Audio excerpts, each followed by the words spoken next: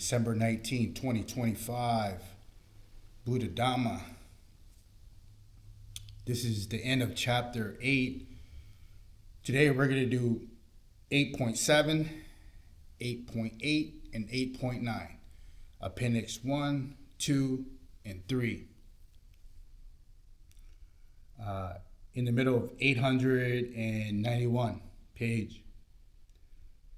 Appendix 1, 8.7. Jhāna, or concentration absorption. The concentration absorption will be discussed in more detail in the section on the right concentration on chapter 18. But since they have been mentioned here, I will provide some of the basic information. The four concentration absorptions, the four jhanas, the standard group found in the sutras, or the Dipitaka, are the four fine material meditation, absorption, concentration. In the Dipitaka, the Buddhadhamma, there are four concentration absorptions that are expanded into 5 jhanas.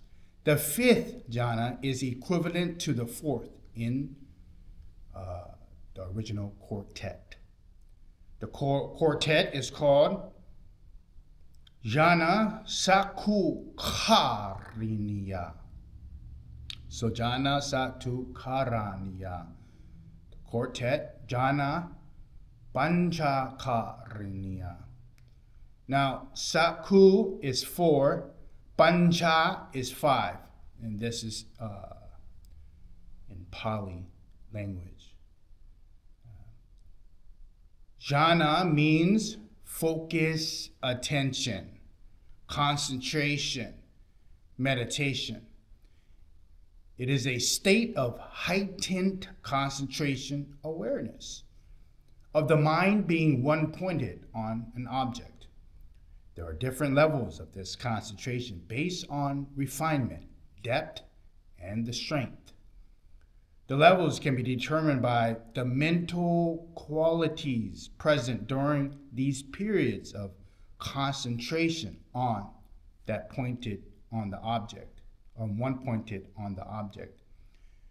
These qualities are applied thought, vitaka, sustained thought, vichara, bliss, piti, joy, sukha, equanimity, upeka, and one-pointedness, ikajata.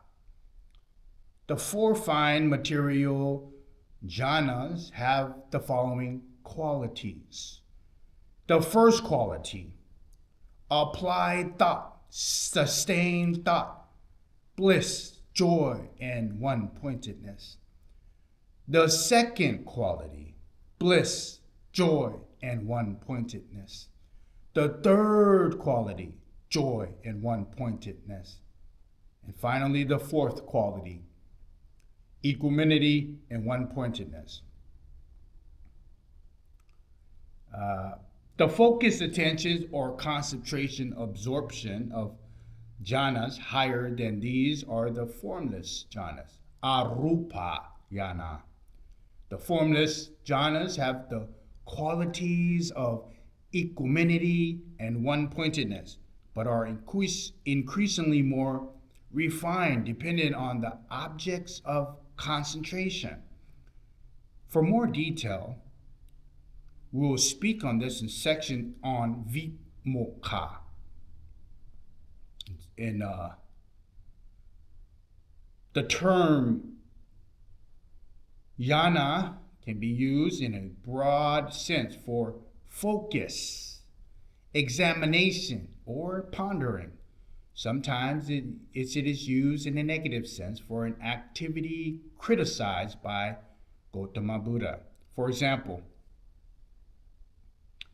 it can be a way of harboring the 5 hindrances.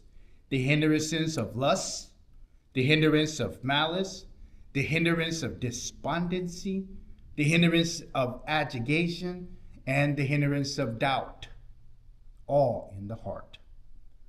To allow these hindrances to gnaw away the mind in a state of brooding, it is also called jhāna. Jhāna is also used as a verb form, in a verb form for animals. For example, an owl staring at a mouse, or a fox hunting for fish.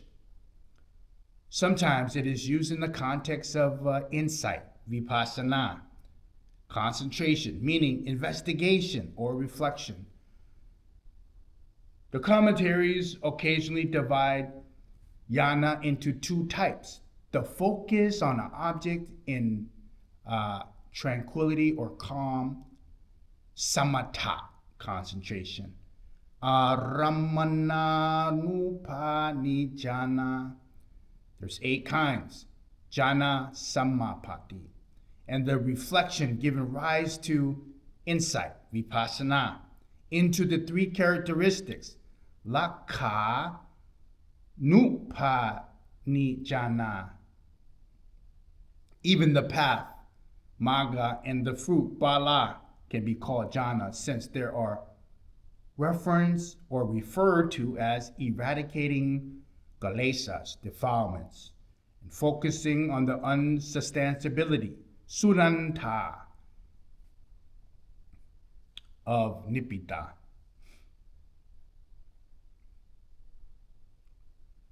Moving forward, Appendix 2, 8.8, page 893. The question is posed, is it possible to develop insight or to become enlightened in meditation of absorption? Is it possible to develop vipassana or to become enlightened in jhana?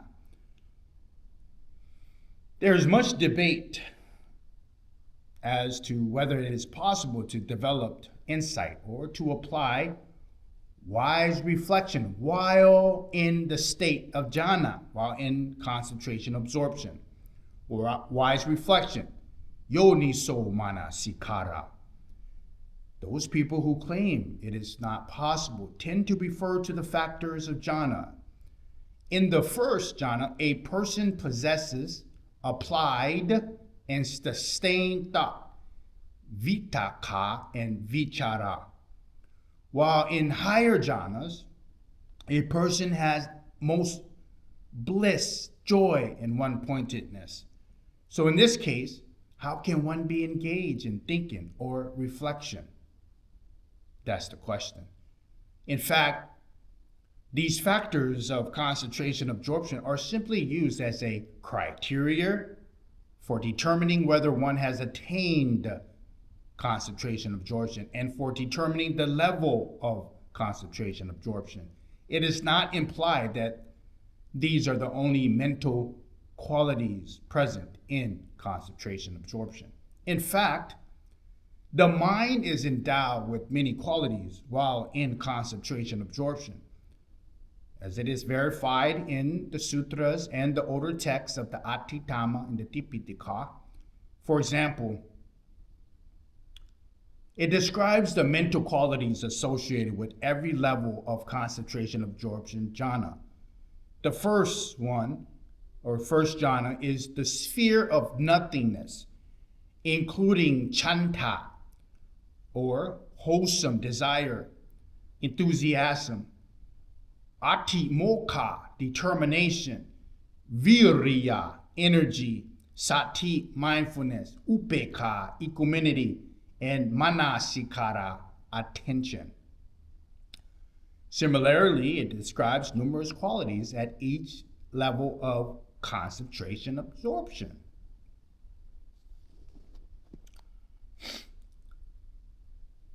Especially in the transcendent concentration absorption, it says to refer to momentary attainment concentration, including the 5 spiritual faculties of faith, energy, mindfulness, and concentration, and wisdom, the complete set of 8 factors to the noble eightfold path. And both the tranquility and the insight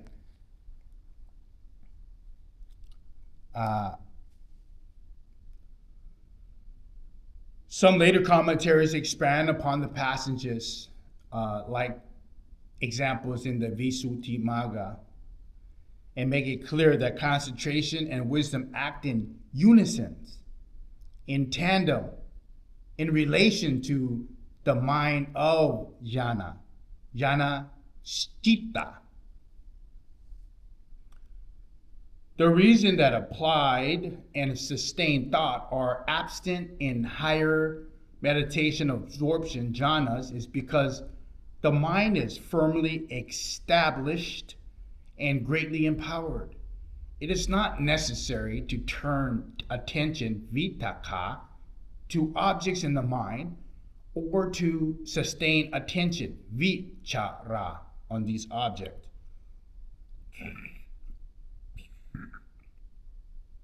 The reflection present in the mind excel these modes of attention. The Visuddhimagga, the path to purification by Buddhadhamma, describes the development of insight in this way.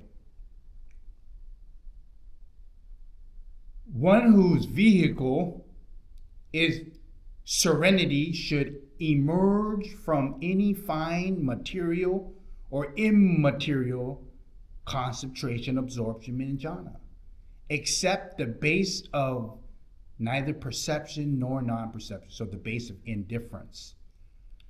And he should discern according to the characteristics, function, etc.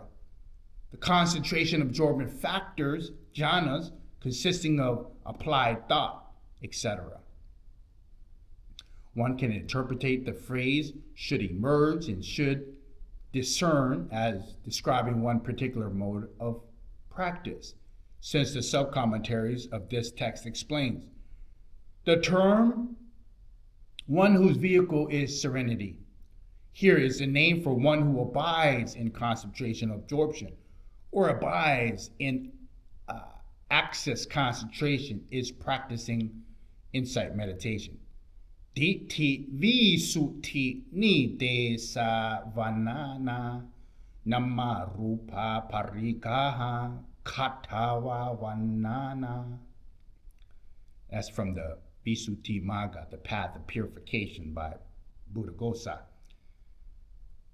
There is a disagreement among sub-commentaries as whether it is possible to develop insight in concentration absorption, or whether one must first exit from that jhana, concentration absorption. Apart from this disagreement, the only other passages given evidence of developing insight while in concentration absorption, which refers to arihats who have liberated or who are liberated by wisdom, a panya vimutta. There are 5 kinds of persons liberated by wisdom.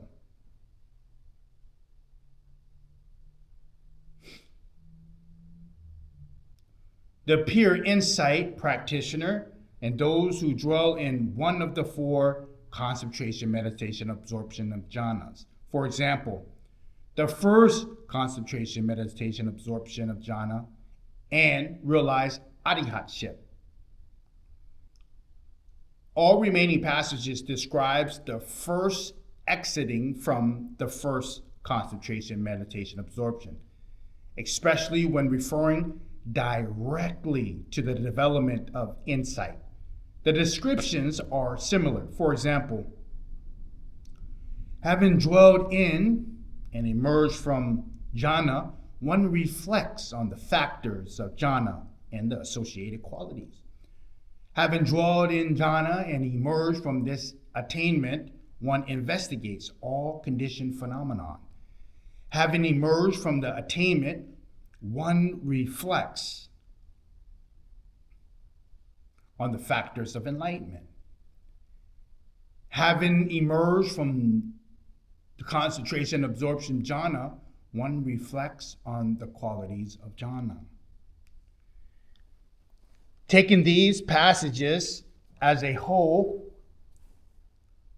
the commentarial opinion is generally that if one enters concentration absorption jhana, one must first exit in order to develop insight.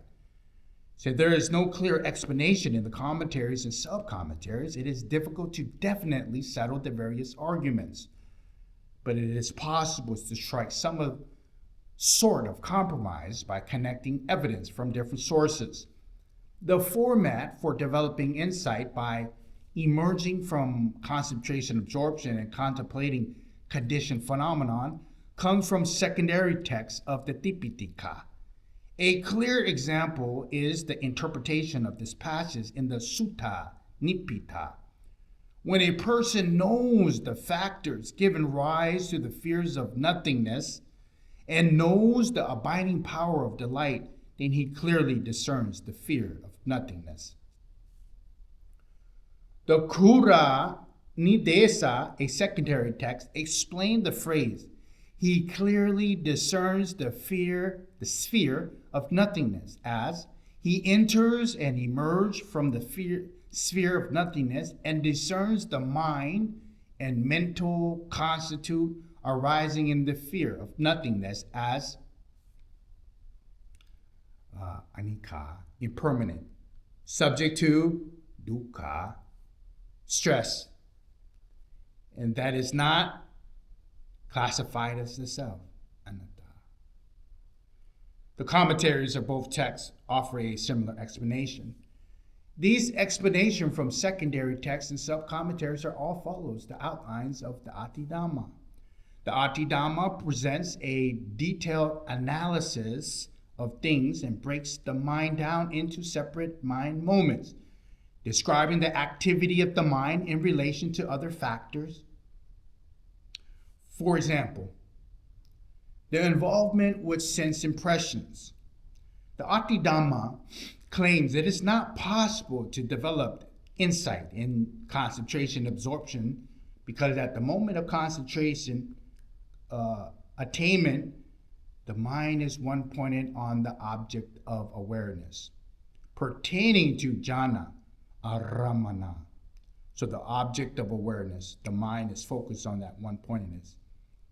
The objects of awareness involved in insight practice are separate, and therefore one cannot develop insight during the same mind moment of jhana.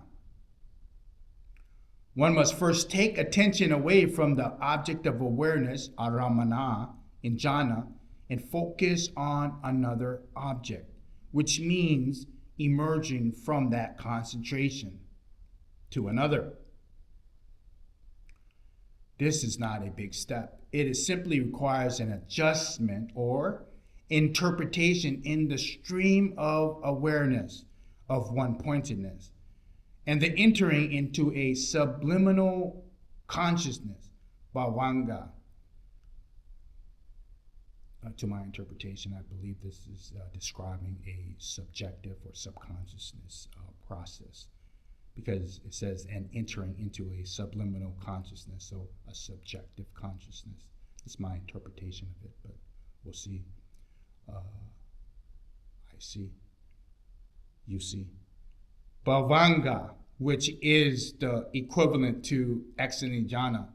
Having emerged from concentration absorption, the mind immediately resumes the stability of attainment concentration, appana samadhi.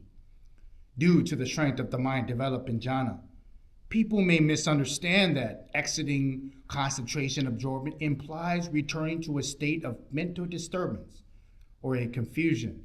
A person then uses attainment concentration to develop insight by contemplating the factors present in the level of concentration from which he has just emerged and seeing them in light of the three characteristics.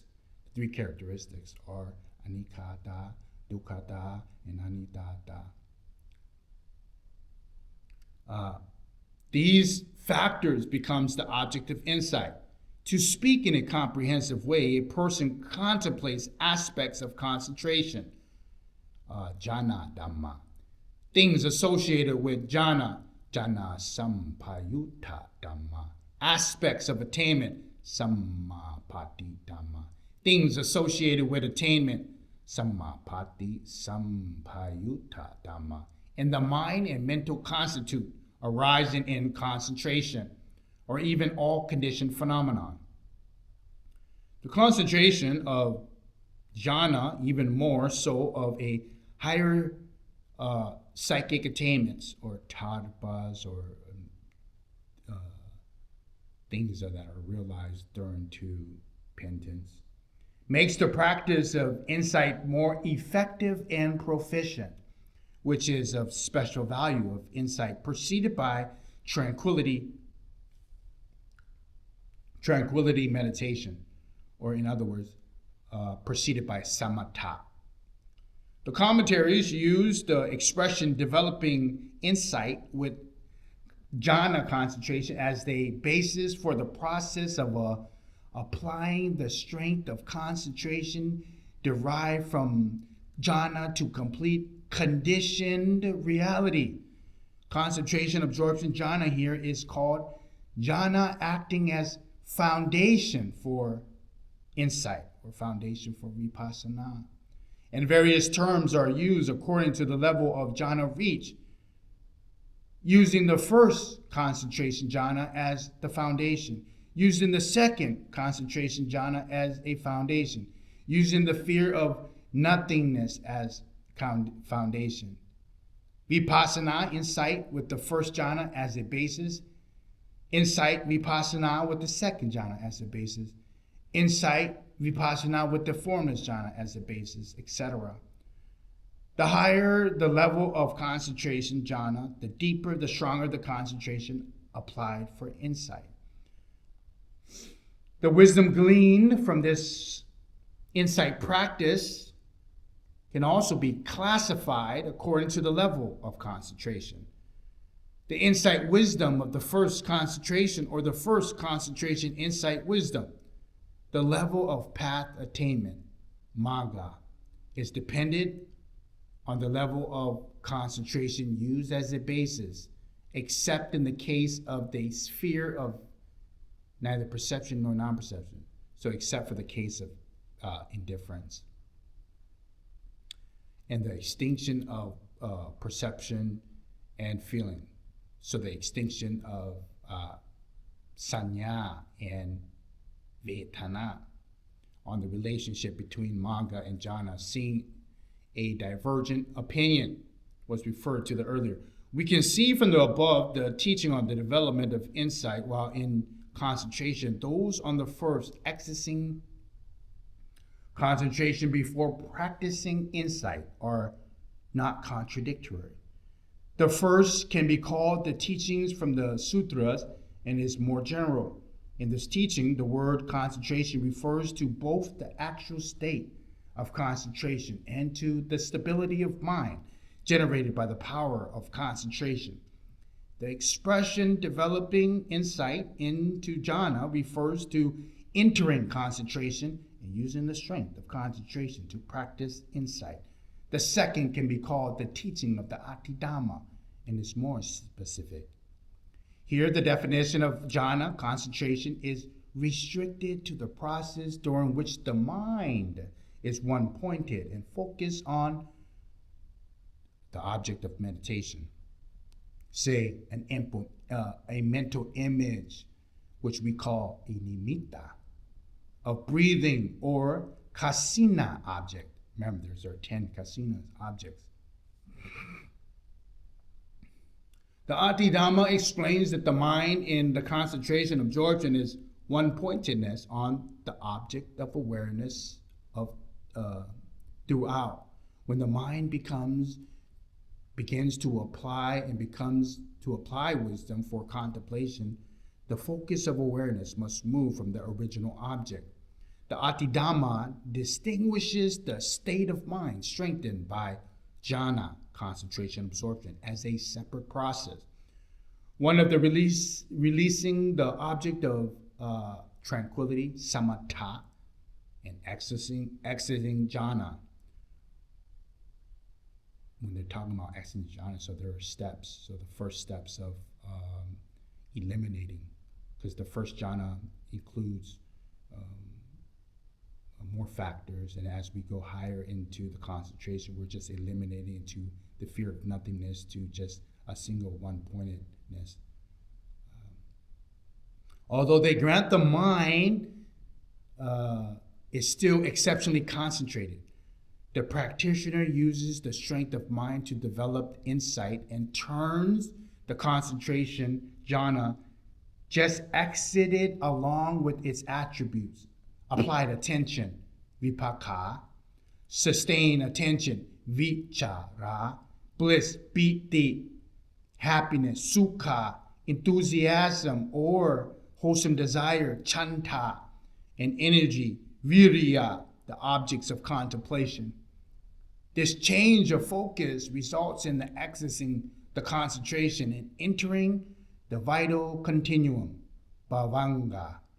From this point on, one begins a new stage of concentration, of insight. By making this distinction, a new term was necessary to describe the process, since despite exiting jhana, the mind does not revert back to the state preceding jhana. The commentators coined the expression using jhana as a foundation. They also refer to the principle of the vital continuum, bhavanga sita, to define the exit or break from the state of jhana. So basically, jhana is just a level to gauge where you're at in your practice. And after that, after you begin, it's used as a foundation to check where you're at. From this evidence, we can conclude that the general statements developing insight in jhana is equivalent to more specific statements found in the commentaries. Having entered jhana, one exits and contemplates conditioned phenomenon. Exiting the foundational concentration, one contemplates phenomenon. Establishing the jhana as a basis, as a foundation, one develops vipassana, insight. Having attained jhana, one develops insight with jhana as a basis. In exiting concentration attainments, one practices insight with a firmly established mind. The essential message of the sutta teaching of the Buddhadhamma teaches is the same: to apply the power of concentration generated in jhana, and thus to foster the optimum conditions for wisdom to discern the truth. By entering jhana, the mind is prepared for the next stage, the contemplation. Because of this reliance of jhana, the commentaries calls the process insight with jhana as a basis, or insight with jhana as a cause. This explanation is constant with the frequently mentioned sutra passages. When my concentrated mind was thus purified, bright, malleable, wildy, steady, I directed it to knowledge. With jhana as a person thus prepares the mind for engagement. The statement, the mind is called resolute, abhinhara rakhama. It leads to ever loftier attainments.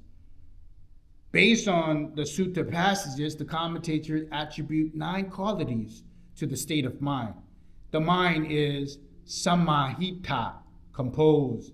The mind is parisutta, pure. The mind is pariyota, bright. The mind is anangana, open and clear. The mind is vikata kalesa, free from blemish. The mind is mutuputa, malleable. The mind is kamaniya, fit for work. The mind is tita, steadfast. The mind is anagapata, imperturbable. In any case, someone who attains concentration absorption does not use it as a basis for insight, will only develop insight with the assistance of the access upachara, or a momentarily khanika concentration. This will be similar to someone who develops insight without having ever attained jhāna.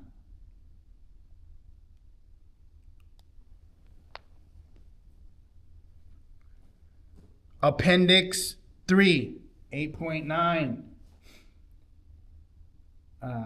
page 800 or page 900.